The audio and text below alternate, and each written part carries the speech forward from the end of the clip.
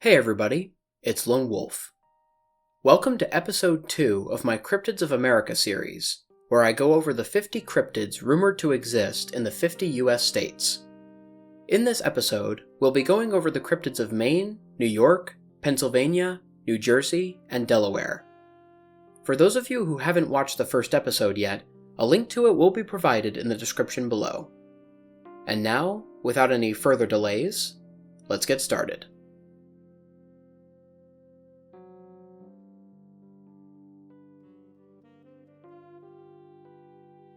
The legend of the Specter Moose, also known as the Ghost Moose, is one of the lesser-known ghost stories of Maine, but is still very popular. It's described as a very large moose, about 10 to 15 feet tall and weighing roughly 2,500 pounds, with white or light gray fur, glowing eyes, and huge antlers about 12 feet across. It is very elusive and is passive in nature unless provoked, but its presence has been known to terrify hunters and outdoorsmen. This creature has been spotted many times in the woods of northern Maine, particularly in Aroostook County and Franklin County. The first official sighting of the Specter Moose occurred in 1891, when a hunting guide named Clarence Duffy caught sight of it across Lobster Lake. Duffy's report wasn't taken very seriously at first, until a local lumberman and a New York hunter came forward with similar reports of the creature. According to the hunter's story, he shot at the creature upon seeing it, but his bullets didn't seem to injure it. Instead, the moose only got angry and it chased the hunter into a nearby bear cave, where he waited for almost an hour before the moose got bored and wandered off. A similar encounter occurred in 1892, when a sportsman named Howard Van Ness encountered a similar-looking creature about 30 miles northeast of Norcross, Maine, that weighed nearly a ton and was as tall as a camel. Van Ness tried shooting at the animal and managed to hit it just above the shoulder before it became angry and gave chase, forcing him to hide in a pile of fallen trees and branches. The moose reportedly circled Van Ness's hiding place at a fast pace and jumped over it once before walking away.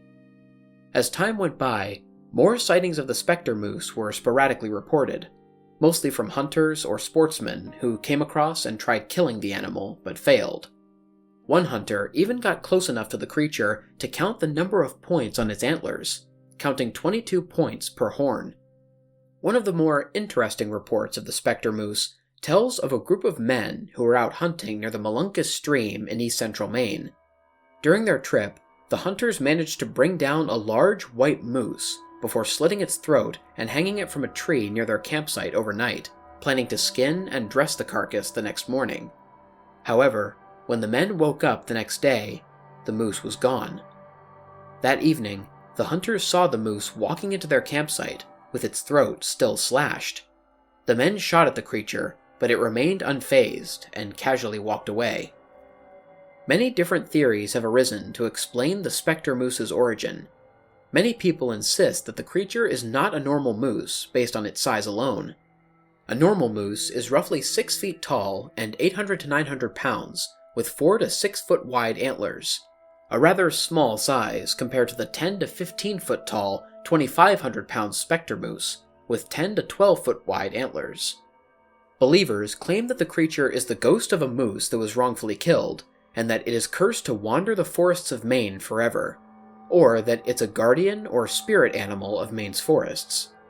This theory is reinforced by the many claims of hunters shooting at the creature and either missing or witnessing the bullets bounce off or go through the animal without hurting it.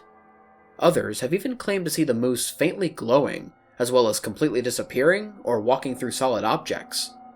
Some believers have even stated that the creature is a bad omen and will appear shortly before disasters happen, similar to West Virginia's Mothman. This idea is mainly supported by a sighting of the creature in Franklin, Maine in 2002, shortly before a local restaurant burned to the ground. Skeptics believe that the Specter Moose is really an albino moose, which are very rare but have been known to exist. Others believe that the creature is a regular moose suffering from a winter tick infestation, a condition that gives the moose's coat a grayish-white color. Believers respond to these claims by pointing out that albino moose have pinker eyes, while the Specter Moose has more brown eyes, along with the fact that a winter tick infestation causes an infected moose to rub off most of its coat. This can lead to the moose looking skinny and emaciated, a polar opposite to the Specter Moose's massive size. Regardless of whether these sightings are true or not, the Specter Moose has become rather popular throughout the state of Maine, mostly due to a New York Times article covering the creature in November of 1899. Today, the Specter Moose is a well-known story among hunters, and a decent amount of merchandise has been created in the creature's image, including mugs and t-shirts. The Specter Moose even makes an appearance in the video game Red Dead Redemption 2, where players can hunt the creature down as part of a fun mission.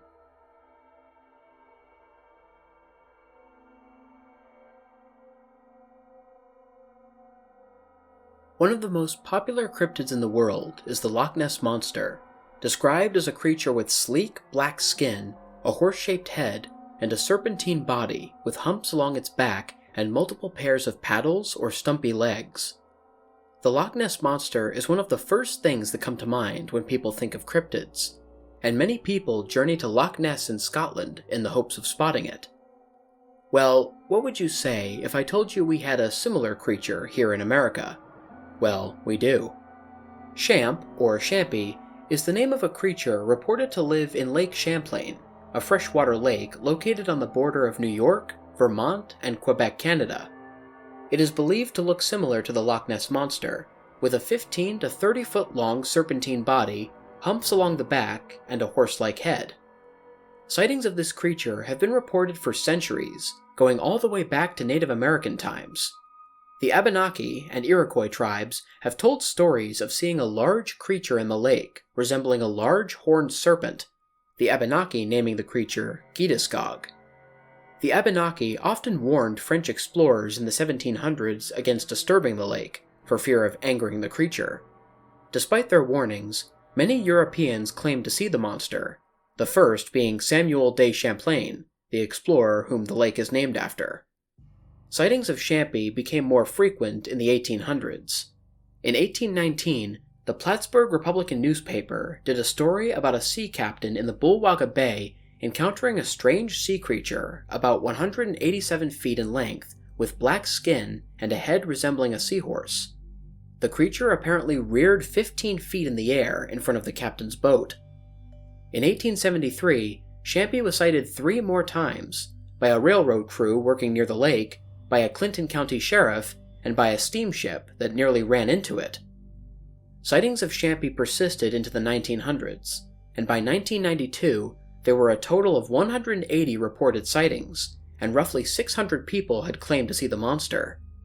One of the most recent sightings of the creature took place in 2005, when a fisherman named Dick Affolter and his stepson, Pete Baudet, managed to capture it on video. While 2 former FBI forensic image analysts agreed that the video didn't appear to be edited or manipulated in any way, some people are still skeptical that what was seen on the video was the monster itself. There are many theories explaining Champy's existence. Believers in Champy often turn toward the plesiosaur theory, which suggests that the creature is either a relative of or an actual plesiosaurus, a long-necked marine reptile that lived during the age of the dinosaurs and went extinct roughly 66 million years ago. Similar to the Loch Ness Monster, many skeptics believe that what people claim is Champy is either some driftwood or a misidentified animal. A prime example is this famous photo taken by Sandra Mancy in 1977. Believers insist that the creature seen in the image is Champy, but skeptics believe the photo is either manipulated in some way or that it's of another aquatic animal or piece of trash. Despite the controversy, the legend of Champy has become incredibly popular in New York and Vermont, and many people travel to Lake Champlain hoping to spot the creature. Vermont and New York even went so far as to pass special laws to create a safe haven for Champy, viewing the lake as a sanctuary for a potentially living fossil. Champy's image has also been used for various commercial enterprises. A local baseball team in Vermont call themselves the Lake Monsters, with Champy as their mascot, and concept art of the creature has been used for various forms of merchandise.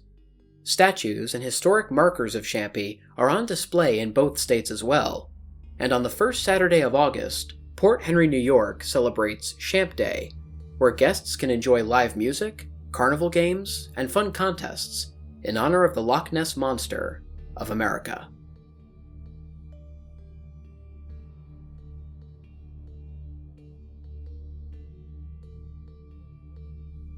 Pennsylvania is a very important state in American history.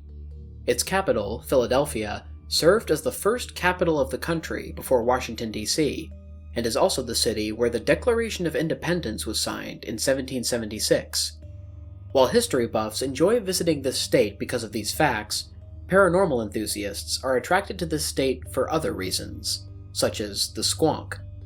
The Squonk is described as a small, four-legged creature somewhat resembling a pig, with loose-fitting, wrinkly skin covered in moles, warts, and other blemishes. It is said to lurk in the hemlock forests of northern Pennsylvania, in what is currently known as Tuscarora State Forest. According to legend, this creature is mostly known for how ugly it is, and the Squonk is well aware of this. It is apparently so ashamed of the way it looks that it regularly avoids being in plain sight, avoids water for fear of seeing its grotesque reflection, and spends most of its time crying. Hunters in the hemlock forests can apparently follow the trails of tears the Squonk leaves behind, and may get close enough to the point where they can hear the creature weeping. The Squonk is a very elusive creature, and usually avoids being seen by hiding in the underbrush.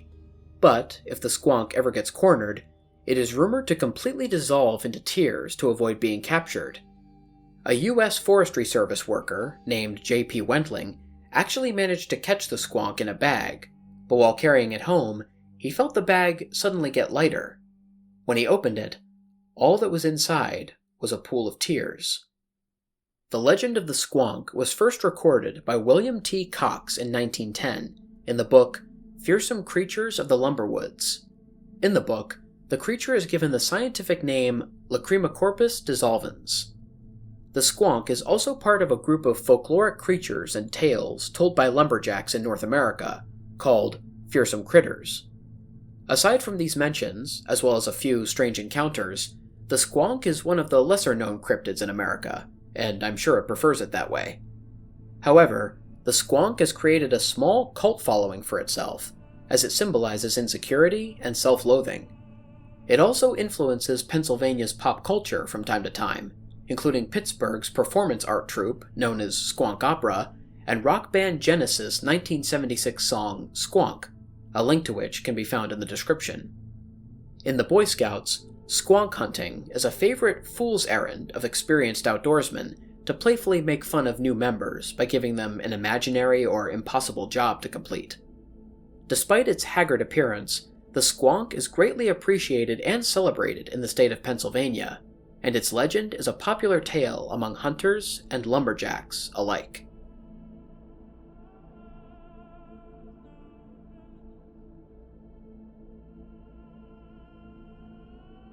The story of the Jersey Devil is a very popular cryptid story not just in New Jersey, but in America altogether. The Jersey Devil is described as a 3 to 7 foot tall creature with a kangaroo-like body, bat wings, which give it the ability to fly, cloven hooves, a forked or serpent-like tail, the head of a horse or goat, and glowing red eyes. In folklore, the Jersey Devil is sometimes given dragon qualities as well, such as the ability to breathe fire or poison. It is also known as the Leeds Devil due to its origin story. The story begins with Mother Leeds, a woman who lived in the Pine Barrens, known today as Leeds Point, in Atlantic County, New Jersey. She was rumored to have given birth to 12 children, and was also rumored to be a witch. Around 1735, Mother Leeds discovered that she was pregnant yet again. Angered at the fact that she would have to endure a 13th pregnancy, Leeds cursed her unborn child, saying, quote, "Let it be the devil." Mother Leeds gave birth to the child on a stormy night in 1735. Some say that the baby came out a monster, with hooves, a tail, bat wings, and a horse-like face.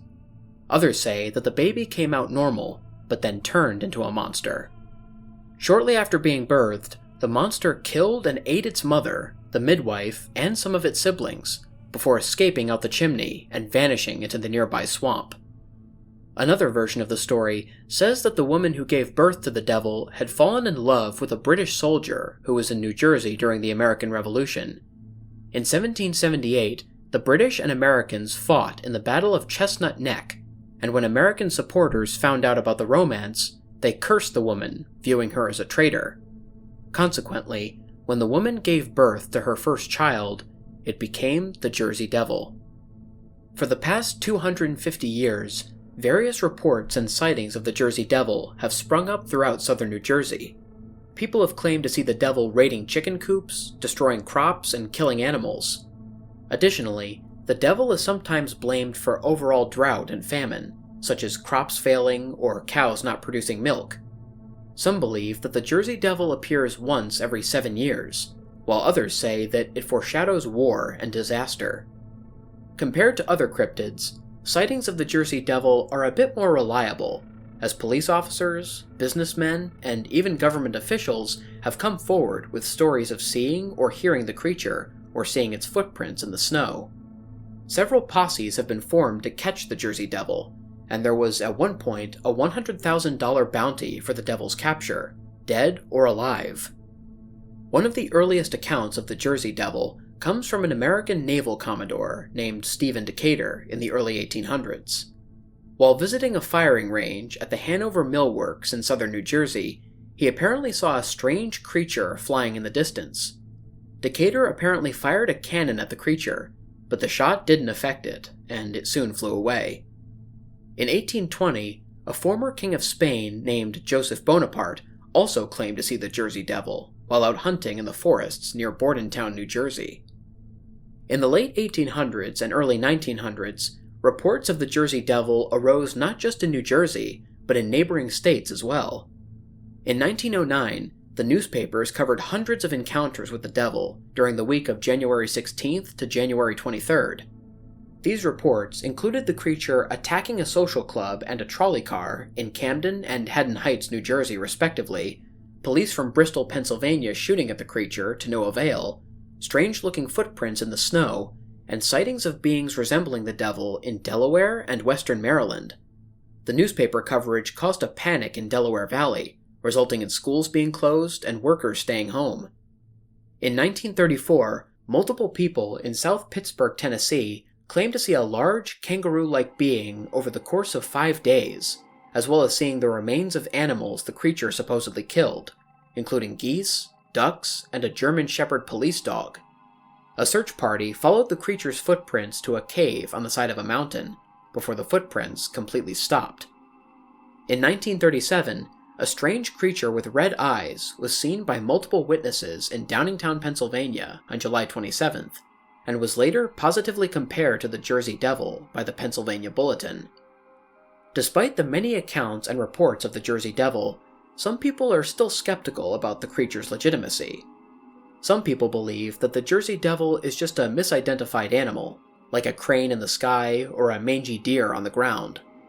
Others believe that the creature is just a figment of folklore that was passed down and embellished over generations, while others still believe the whole thing to be a hoax or the result of mass hysteria. Nevertheless, the Jersey Devil has become an important part of New Jersey's culture, as well as that of the country. New Jersey's NHL hockey team calls itself the New Jersey Devils, and at least 2 movies have been made about the creature, titled The Last Broadcast and 13th Child, Legend of the Jersey Devil. The creature has also been featured in video games, such as Wolf Amongst Us, and TV shows, such as The X-Files. Additionally, the Jersey Devil has become a paranormal icon throughout America, and is one of the first monsters that come to mind when people think about the creatures that go bump in the night.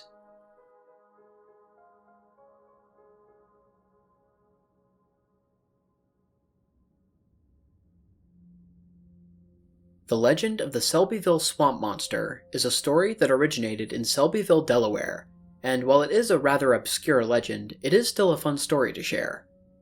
The Selbyville swamp monster is described as a tall, hominid-like creature about 7 to 8 feet in height, with shaggy hair and glowing red eyes.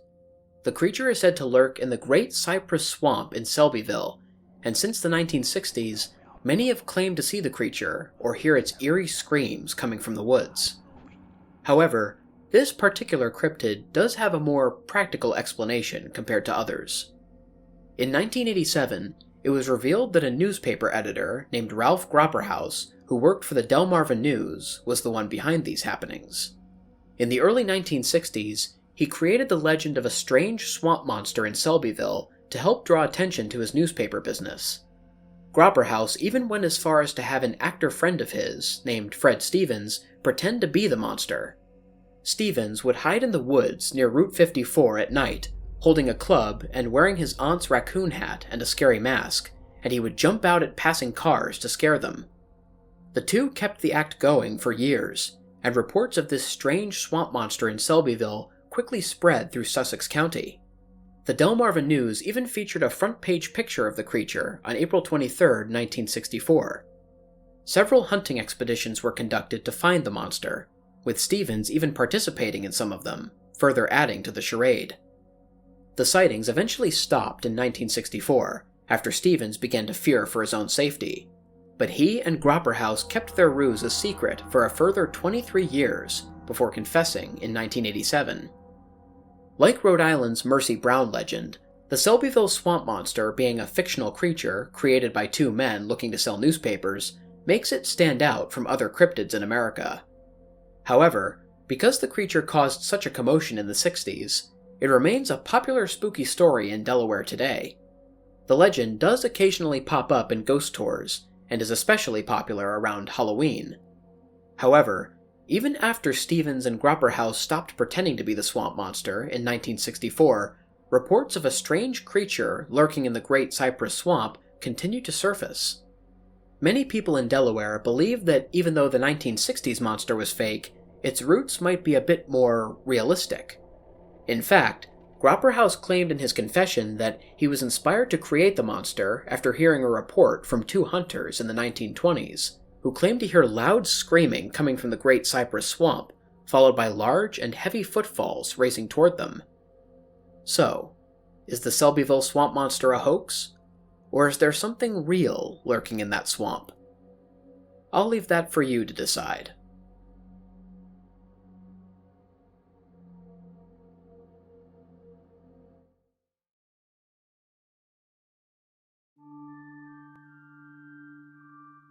What's up everybody? Lone Wolf here. I hope you guys enjoyed listening to tonight's video. In case anyone is interested, all of the various elements used in this video, including pictures, music, sound effects, and stories, will be linked in the description below. Anyways, if you guys enjoyed the video, please feel free to like, share, and subscribe if you haven't already. Also, click the bell for notifications so you don't miss a new video. If anybody has any personal stories or story recommendations for me, or any advice to help improve the channel, there will be links to all of my social media platforms in the description. I'm mostly active on Twitter and on Instagram, but I also have an email, a Discord server, and a TikTok account that you can message me on as well. Until next time, stay spooky. And remember, the hunt begins when the moon is full.